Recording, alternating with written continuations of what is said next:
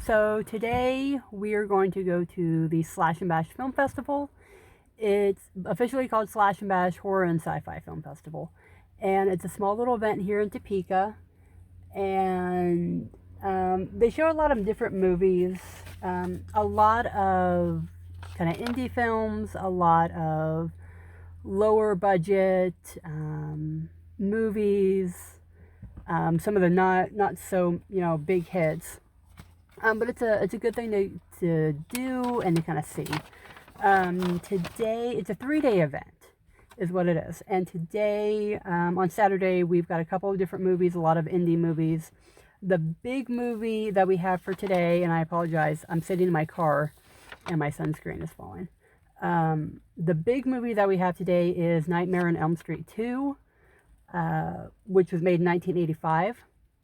A lot of the other movies I've never heard of. A couple of them are new. They just came out here in 2024, but they had very small budgets. Like one of them was $7,000 was the budget for the movie. One of them was $5,000. To give you an idea, Nightmare on Elm Street 2 was $3 million to make. So it's a lot of smaller films, but it ought to be kind of good. The event just kind of kicked off, so the very first movie is just now showing, and the first movie is The Wad: The True Story Behind the Phantom Lake County Chewing Gum Disaster. We're gonna see what it's about. So some of the guests that we have, I don't know if they're here today, but just over the event. Brett Wagner, who played Leatherface in Texas Chainsaw Massacre, the new one. He got one kill in the movie with the sledgehammer, and then he got hurt, so he got replaced, unfortunately, but he is here. Ash Hamilton from F Tales from the End Times is here. Patrice, I'm going to say some of these names wrong. Patrice Piopol from Nightmare on Elm Street 5. A couple of other people. We've also got some writers and some artists and some vendors in general that are going to be here. So it's going to be a fun little event. I'm going to give you guys like a little bit of an update as the day goes on. Tell you what I think of some of the movies as they happen, because I've never heard of them. I'll put some links or some descriptions or something in the description below so that you can kind of follow along and see kind of what I saw, maybe some trailers if I can find them. And we're just gonna have some fun and go from there. All right, see you guys in a bit. Kind of explains it. It's only 45 minutes long. It's short, so enjoy. It's all local talent. Oh yeah. Everything's shot by local people and actors. So Yeah. enjoy. Nice. All right. Thank you.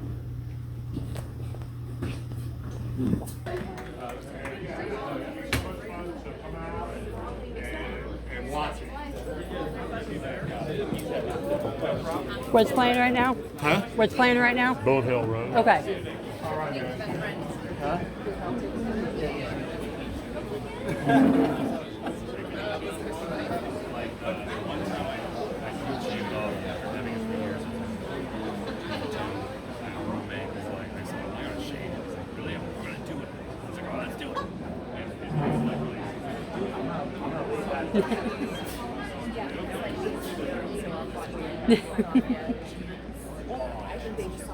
Here we go.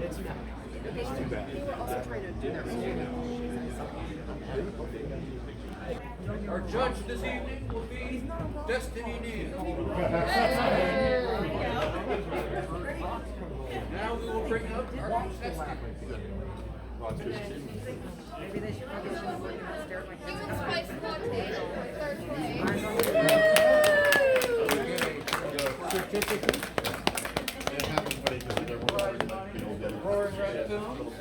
Can't stop looking at him, man. Look at him.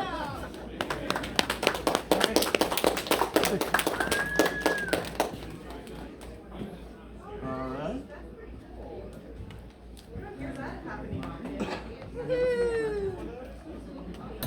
Drum roll. I'm gonna have to go with Leg Doctor.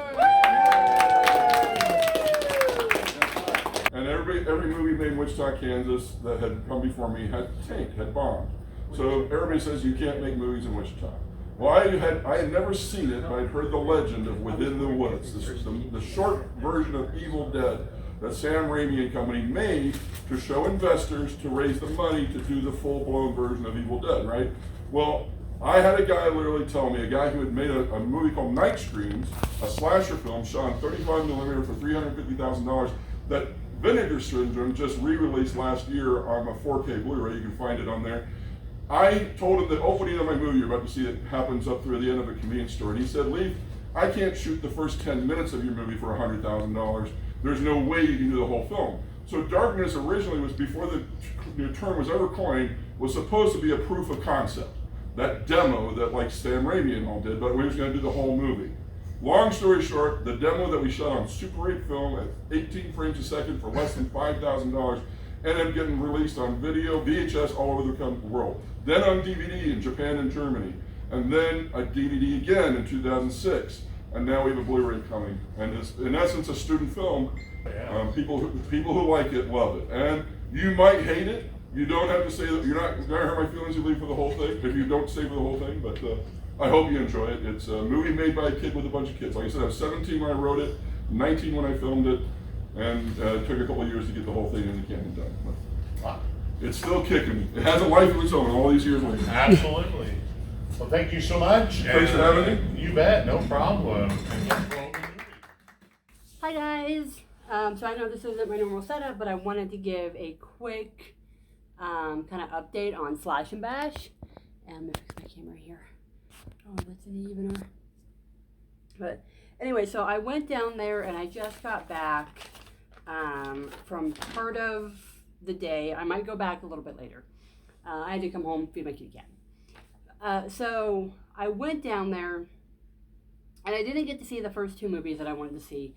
We had a little kitty cat emergency with my neighbors, and I love them. And so I came back to try to help them because their cats got out, and we had to find them. They are safe, they are good, all is well. So I didn't get to see the first two movies, which was The Wad and Tapehead. But I did see the last literal minute of Tapehead, and I loved what I saw. So I went and I bought the movie because the directors were there. At least I'm pretty sure that they were the directors. And so they had it there, and so I went and I bought that, and they even autographed it for me. So I get to finally watch that, and I can give you guys a review on the movie here in a little bit. I watched Zombie Kansas. So Zombie Kansas is like a little 45-minute, almost like a prequel to something that's supposed to be bigger. So there wasn't really any zombies in it. It was just kind of like leading up to it was the first patient and leading up to this big story. And so for what it was okay. I can't say anything bad about it. It was filmed here locally. The actors were here locally, which is amazing because you don't hear a lot of movies here filmed in Topeka. So it was really cool. I'd like to see it expanded more than what it is, and I think that's what they're actually doing. It's just kind of like the beginning of it, of something bigger. So I would like to see how that progresses before I can give a really good review on it. But for the most part, it wasn't bad. It wasn't bad. It was definitely cool. Definitely cool to see something filmed here locally. And so the next movie I got to see was Bonehill Road, which is actually awesome. I've never heard of it before, but it's basically like crazy psycho killer and werewolves, and it's fantastic. It's a lot of gore, lot of really cool effects that kind of went into it. I wasn't 100% sure when it first kind of started if I was going to like it or not, but you have to go into the mindset that it is a indie underground movie versus the big Hollywood things that you see. So once you remember that, then it was good. I did enjoy it. I liked the music they had. It was overall, it was great. I mean, no complaints. If you have a chance to see it, Bonehill Road came out in 2017. They had a budget of $14,000, give or take. It's about an hour and 20 minutes. If you have a chance to see it, see it. It's definitely worth watching once, especially if you like the werewolf kind of thing, and it's not the Twilight style werewolf. It's the creepy horror movie kind of werewolf. The next one that I saw, and I've only seen part of it because I had to leave while it was still going on. So I only seen the first part of the movie called Darkness. And that was actually the one that I didn't really know anything about. So I wasn't too sure really what it was going to be about. And basically it's a vampire movie. But we're not talking like Twilight vampire interview with a vampire kind of movie. We're talking about the gore vampire. It is amazing. It is awesome. I love it. I was, halfway through the movie and I went to the vendor's booth, like, how do I buy this movie? Because I want it. They are coming out with I think he said the Blu-ray, supposedly next year, so 2025 is what they're aiming to do. And I can't wait to see it and to have the director come on. I really want to do an interview with them. I talked to him briefly about the movie and just some behind the scenes kind of stuff, and they filmed it down in Wichita. They had like a budget of it was crazy. It had like a budget of maybe like $5,000, and he wrote the movie when he was 17. They filmed it when they were 19. A bunch of college kids, and they were doing anything and everything to make this movie work, and it is fantastic. So I wanted to show also a few things that I got from the vendor's room. I probably posted some videos of the vendor's room, what it kind of looked like, but I wanted to show you a few pieces that I got. Obviously, I got Tapehead, which was one of the movies that we kind of saw, and it looks like, just going on the back of it, see if I can get it without the ring of light. Sorry, guys. I'm testing this out. I don't know if it's going to be very good. There we go. So that's kind of the back, and so yeah, it looks really interesting. The effects from the end that I saw looked really good. I also got this book of abandoned places in eastern Kansas. She's a photographer who did this one. Her name is Reagan, and she's actually, I'm gonna say she's the wife of the guy who did Tapehead. I could be wrong about that, so don't shoot me if I'm wrong. But she was doing, she's got a few books out, some abandoned places and some photos. It's really cool. I had a really great time talking to her and about how she goes about doing some of her stuff and just photography, but I love photography. I also went and I picked up 3 movies. The people who had the WAD, Christopher Mihm, M-I-H-M. Christopher Mihm. I'm gonna say that wrong, but nonetheless. So this guy right there. I went over to his booth and I asked him, okay, because they had a deal, buy 3 movies for like this price. So I told him, okay, I'm going to buy 3 of your movies, you pick. And he picked 3 movies for me. He picked House of Ghosts. Again, I'm going to try to do that so you guys can see. He picked The Giant Spider. I hate spiders, so this is going to be fantastic. And he also put The Monster of Phantom Lake. And these are movies that are, from his explanation, were movies that are to mimic the old style, but to play off the humor and the corniness that was that style. So some horror, I don't want to say it's not gonna be horror like The Darkness, or probably like Tapehead, but it's gonna be kind of the funny, goofier style horror. So a little bit of laughs, a little bit of sci-fi, that kind of thing.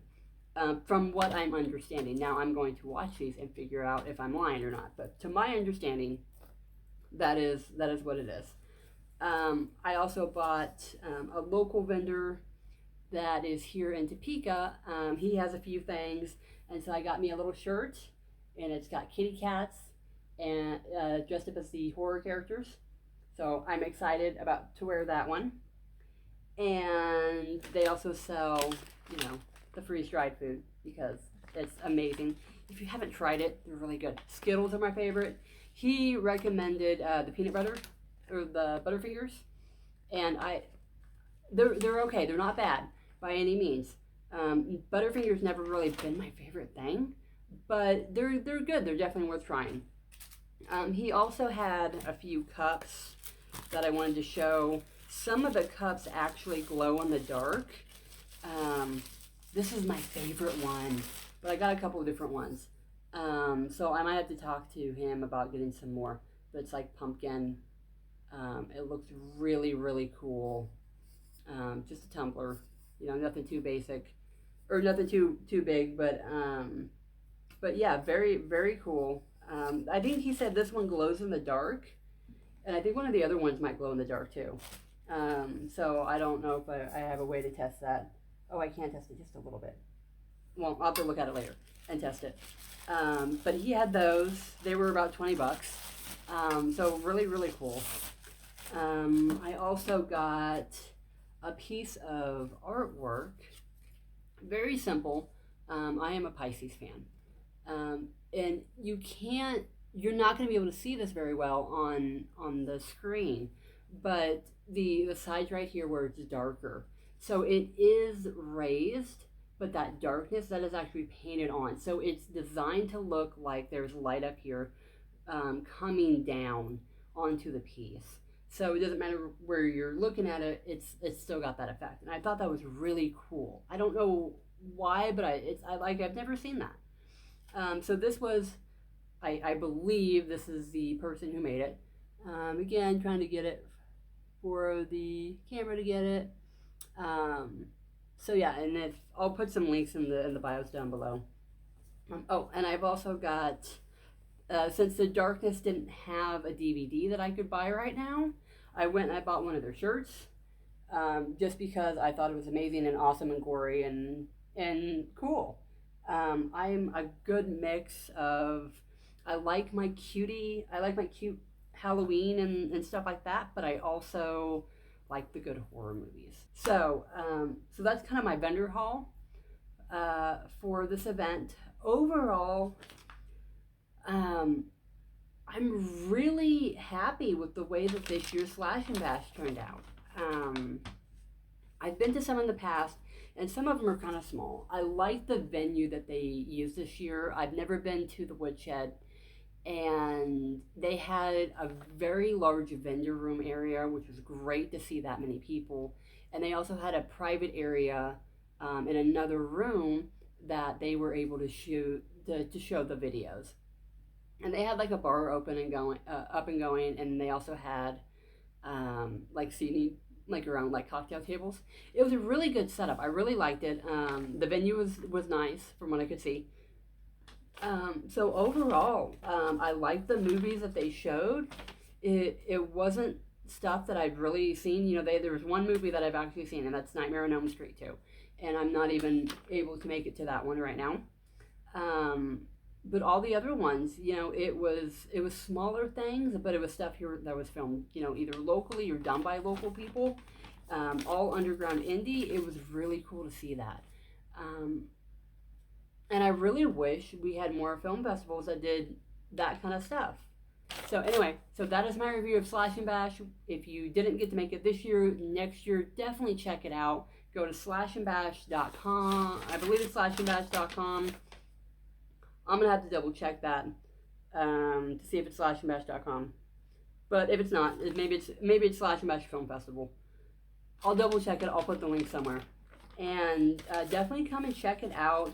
Check out some of the vendors. I'll post vendor links below on some of the people that I talked to and some of the videos where you can find them. But overall, it was great. It was really cool.